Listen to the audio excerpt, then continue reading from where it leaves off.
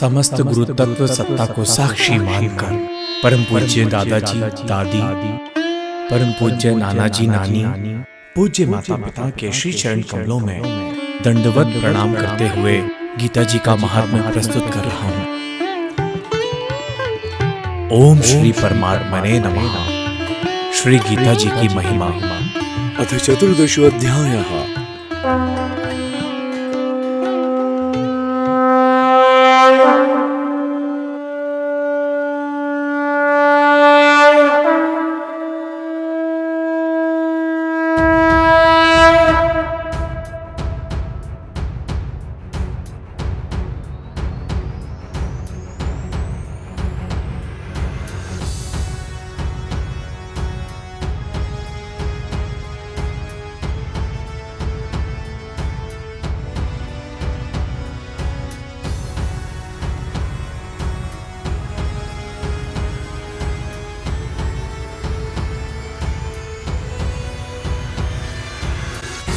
श्री भगवान बोले, ज्ञानों में भी अति उत्तम उस परम ज्ञान को मैं फिर कहूंगा, जिसको जानकर सब मुनिजन इस संसार से मुक्त होकर परम सिद्धि को प्राप्त हो गए हैं। इस ज्ञान को आश्रय करके अर्थात धारण करके मेरे स्वरूप को प्राप्त हुए पुरुष सृष्टि के आदि में पुनः उत्पन्न नहीं होते और प्रलय काल में भी व्याकुल नहीं होते।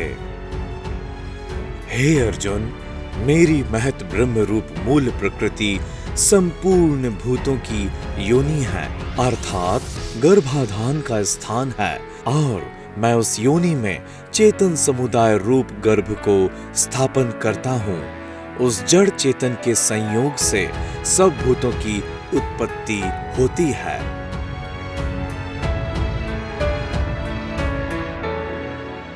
हे अर्जुन, नाना प्रकार की सब योनियों में जितनी मूर्तियां अर्थात शरीरधारी प्राणी उत्पन्न होते हैं, प्रकृति तो उन सब की गर्भ धारण करने वाली माता है और मैं बीज को स्थापन करने वाला पिता हूं।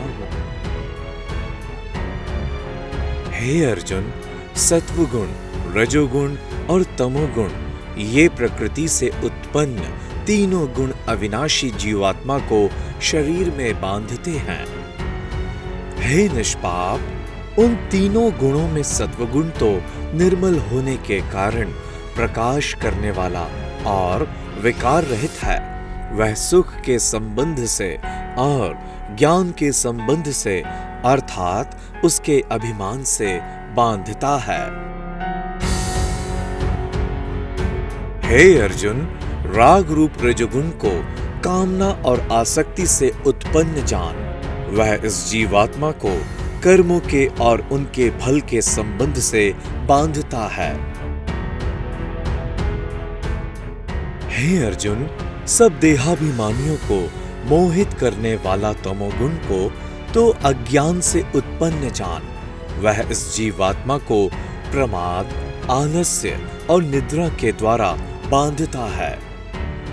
यहाँ पे श्री भगवान ने जो शब्द कहा प्रमाद, इसका अर्थ होता है इंद्रियों और अंतःकरण की व्यर्थ चेष्टाओं का नाम प्रमाद है। और यहाँ जो आलस्य शब्द है उसका अर्थ है कर्तव्य कर्म में अप्रवृत्ति रूप निरुद्यमता का नाम आलस्य है, जो कि निद्रा के द्वारा बांधता है।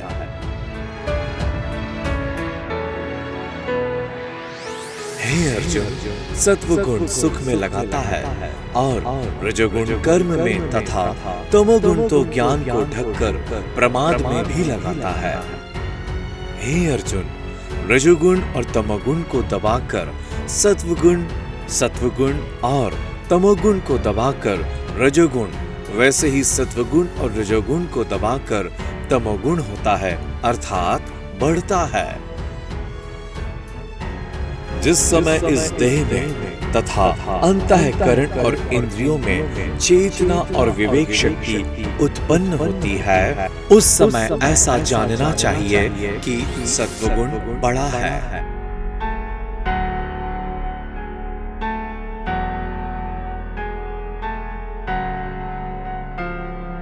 हे अर्जुन, रजोगुण के बढ़ने पर लोभ, प्रवृत्ति, स्वार्थ बुद्धि से कर्मों का सकाम भाव से आरंभ, अशांति और विषय भोगों की लालसा, ये सब उत्पन्न होते हैं।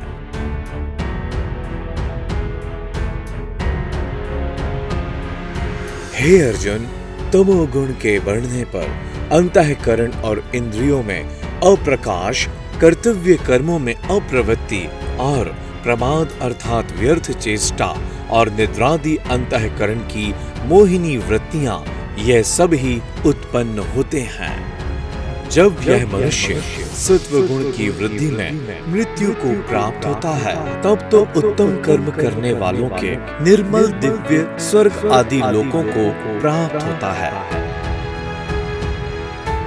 रजोगुण के बढ़ने पर मृत्यु को प्राप्त होकर कर्मों की आसक्ति वाले मनुष्यों में उत्पन्न होता है तथा तमोगुण के बढ़ने पर मरा हुआ मनुष्य कीट, पशु आदि मूढ़ योनियों में उत्पन्न होता है। श्रेष्ठ कर्म का तो सात्विक अर्थात सुख, ज्ञान और वैराग्य आदि निर्मल फल कहा है। राजस कर्म का फल दुख एवं तामस कर्म का फल अज्ञान कहा है। सत्व गुण से ज्ञान उत्पन्न होता है और रजोगुण से निसंदेह लोभ तथा तमोगुण से प्रमाद और मोह उत्पन्न होते हैं और अज्ञान भी होता है।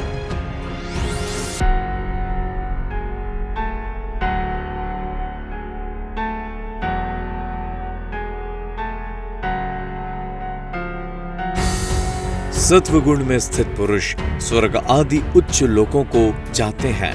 रजोगुण में स्थित राजस पुरुष मध्य में अर्थात मनुष्य लोक में ही रहते हैं और तमोगुण के कार्य रूप निद्रा, प्रमाद और आलस्य आदि में स्थित तामस पुरुष अधोगति को अर्थात कीट, पशु आदि नीच योनियों को तथा नरकों को प्राप्त होते हैं। जिस समय दृष्टा तीनों गुणों के अतिरिक्त अन्य किसी को करता नहीं देखता और तीनों गुणों से अत्यंत परे सच्चिदानंद घन स्वरूप मुझ परमात्मा को तत्व से जानता है, उस समय वह मेरे स्वरूप को प्राप्त होता है।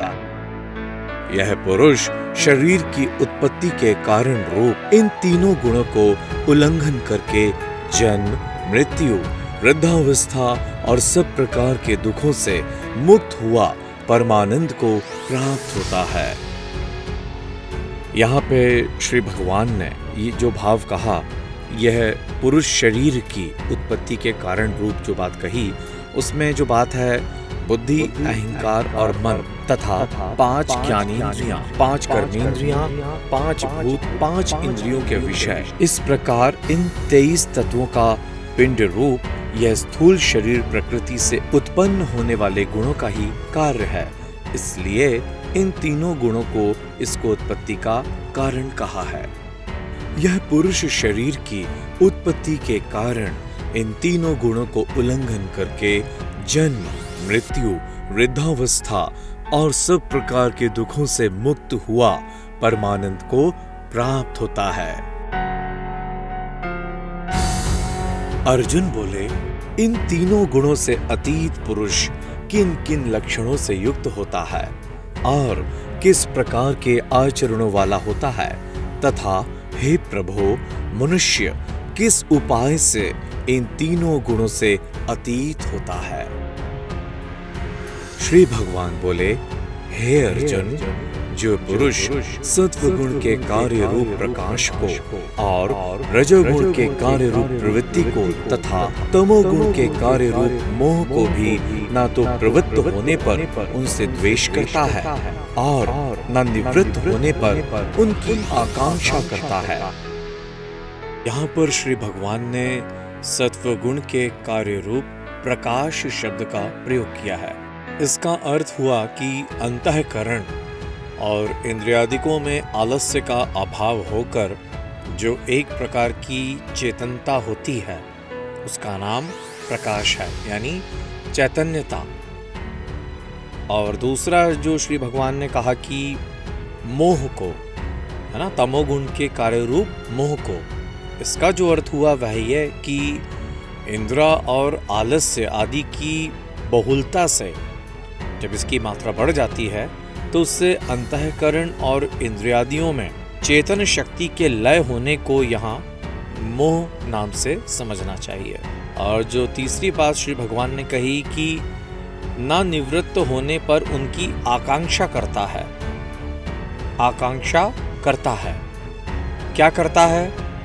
जो पुरुष एक सच्चिदानंद घन परमात्मा में ही नित्य एक ही भाव से स्थित हुआ, इस त्रिगुणमयी यानी त्रिगुणात्मिका सत रज और तममयी रूपी माया के प्रपंच रूप संसार से सर्वथा अतीत हो गया है, उससे परे हो गया है, और उस गुणातीत पुरुष के या व्यक्ति के अभिमान रहित अंतःकरणों में तीनों गुणों के कार्य रूप प्रकाश, प्रवृत्ति और मोह आदि वृत्तियों के प्रकट होने और ना होने पर भी किसी काल में इच्छा, द्वेष आदि का विकार नहीं होना, यही उसके गुणों से अतीत होने के प्रधान लक्षण है। यानी you are in the state of transcendental bliss. आगे श्री भगवान कहते हैं, जो साक्षी के सदृश्य स्थित हुआ गुणों के द्वारा विचलित नहीं किया जा सकता और गुण ही गुणों में बरतते हैं, ऐसा समझता हुआ जो सच्चिदानंद घन परमात्मा में एक ही भाव से स्थित रहता है एवं उस स्थिति से कभी विचलित नहीं होता। जो निरंतर आत्म भाव में स्थित दुख सुख को समान समझने वाला, मिट्टी, पत्थर और सुवर्ण में समान भाव वाला, ज्ञानी, प्रिय तथा अप्रिय को एक सा मानने वाला और अपनी निंदा स्तुति में भी समान भाव वाला है। यहाँ पर श्री भगवान ने जो ऊपर के श्लोक में कहा कि गुणों में बरतते हैं, है ना, कि जो व्यक्ति साक्षी के सदृश स्थित हुआ गुणों के द्वारा विचलित नहीं किया जा सकता और गुण ही गुणों में बरतते हैं। इसका जो भाव हुआ वह अर्थ यह कि त्रिगुणमयी माया से उत्पन्न हुए अंतःकरण के सहित इंद्रियों का अपने अपने विषयों में विचरना ही गुणों में बरतना है।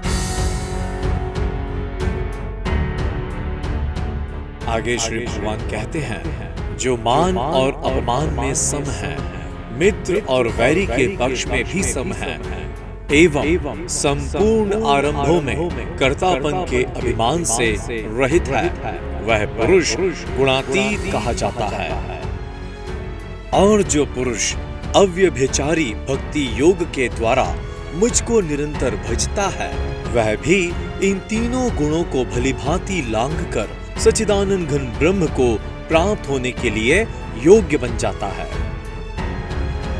यहाँ पे श्री भगवान ने अव्यभिचारी भक्ति योग का शब्द का प्रयोग किया। इसका जो अर्थ है वह यह कि केवल एक सर्वशक्तिमान परमेश्वर वसुदेव भगवान को ही अपना स्वामी मानता हुआ स्वार्थ और अभिमान को त्याग कर श्रद्धा और भाव के सहित परम प्रेम से निरंतर चिंतन करने को अव्यभिचारी भक्ति योग कहते हैं।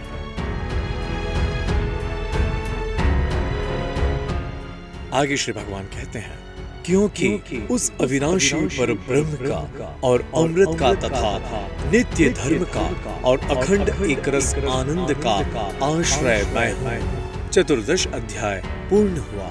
जय जगन्निवास।